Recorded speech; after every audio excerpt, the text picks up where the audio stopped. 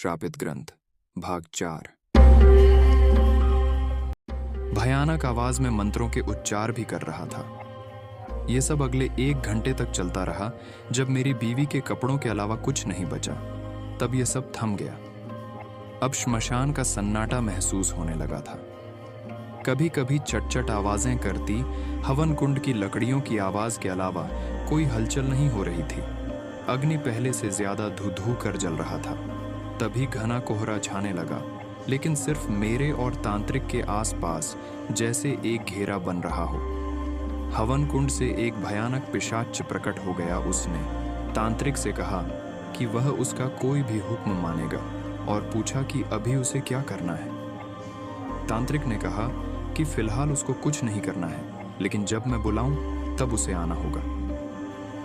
पिशाच ने यह बात मान ली और वह उसी तरह उस कोहरे में गायब हो गया जैसे वह आया था।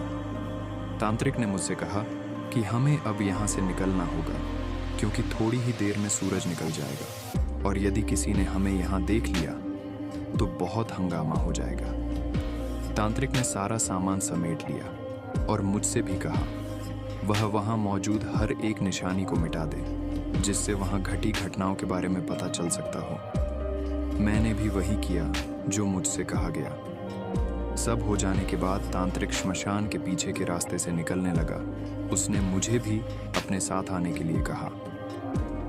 हवन कुंड और बाकी सब तांत्रिक विधियों की चीजें हटाने के बाद से ही मैं पहले जैसा बन गया था और डर से कांपने लगा था। मुझे समझ में आ गया कि मेरे हाथ से कितना बड़ा गुनाह हुआ है। मैं तांत्रिक को पूछने लगा कि मेरे साथ उसने क्या किया था, लेकिन तांत्रिक ने जवाब दिया कि अगर मैं उसके साथ चलूं तो मुझे सब कुछ बता दिया जाएगा। वैसे भी अब वहां पर रहना मेरे लिए अच्छा नहीं होता।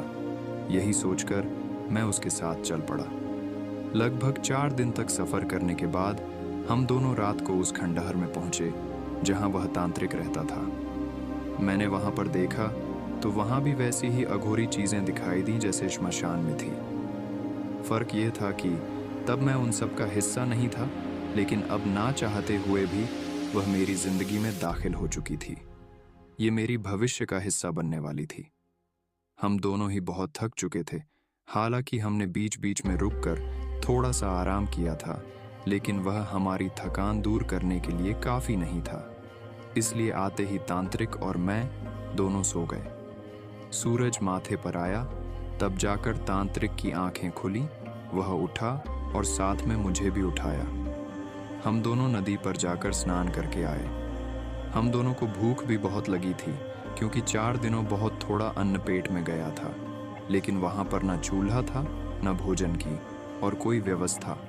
लगता था कि तांत्रिक वहां से कई महीनों के लिए बाहर आया था।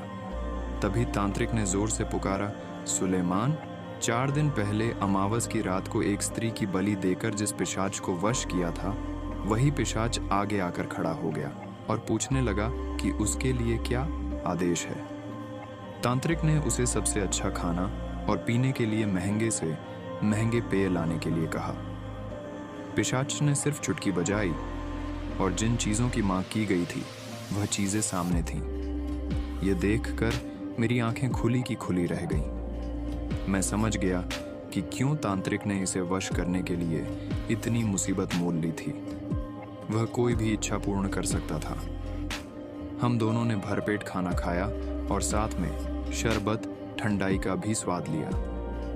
मैंने तांत्रिक को याद दिलाया कि उसने साथ चलने पर सब कुछ बताने का वादा किया था। तब तांत्रिक ने बताना शुरू किया। मेरा जन्म कहाँ हुआ था ये तो मुझे याद नहीं है, लेकिन मुझे एक अघोरी ने पाला था जिसका नाम चंद्रा बाबू था। अघोरी वह तांत्रिक जमात होती है, नरमांस का भक्षण करते हैं। क्योंकि मैं अघोरी के साथ रहता था, इसलिए हर कोई मुझसे डरता था। वैसे मेरा कोई नाम नहीं रखा गया था, लेकिन चंद्रा बाबू मुझको कन्नम कहकर पुकारता था। बचपन से ही के लिए तुम्हें वह करना पड़ेगा जो आज तक तुमने कभी नहीं किया।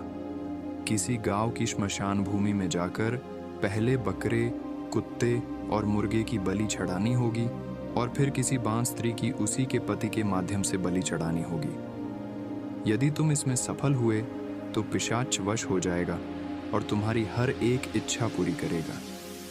उस पिशाच को हमेशा के लिए अपने हुक्म में रखने के लिए हर अमावस को तुम्हें एक बच्चे की बलि चढ़ानी होगी।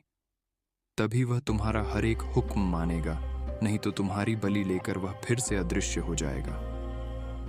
यह कहकर चंद्रा बाबू ने घंटे भर बाद आखिरी सांस ली। 20 सालों तक मैं खुद का पेट भरने के लिए भटकता रहा, क्योंकि मैं सिर्फ अघोरी के साथ रहता था, लेकिन मुझे सभी तांत्रिक क्रियाएं नहीं आती थीं, तो मेरा गुजारा मुश्किल से ही हो पाता था। तो मैंने अब पिशाच वश करने की सोची और साल भर से मैं किसी की तलाश कर रहा था। हर ऐसे गांव में जाकर जहां बांझ औरतें हैं, मैंने ये विधि पूरी करने का प्रयत्न किया, लेकिन सफल नहीं हो सका। फिर मैं तुम्हारे गांव में आया। मैंने एक पूरा सप्ताह तुम पर नजर रखी और फिर ये विधि आयोजित की, जिसमें मैं पूरी तरह से कामयाब हो गया।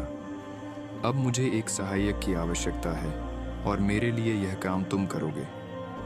मैं तुम्हारी हर एक इच्छा पूरी कर सकता हूँ, ये तुम अच्छी तरह से जानते हो। और जब मेरा अंत समय आ जाएगा, तब मैं ये पिशाचा तुम्हें ही सौंप दूंगा। इसके बदले तुम्हें सिर्फ इतना करना होगा कि हर महीने की अमावस को बलि देने के लिए एक बच्चा तुम्हें लाना होगा।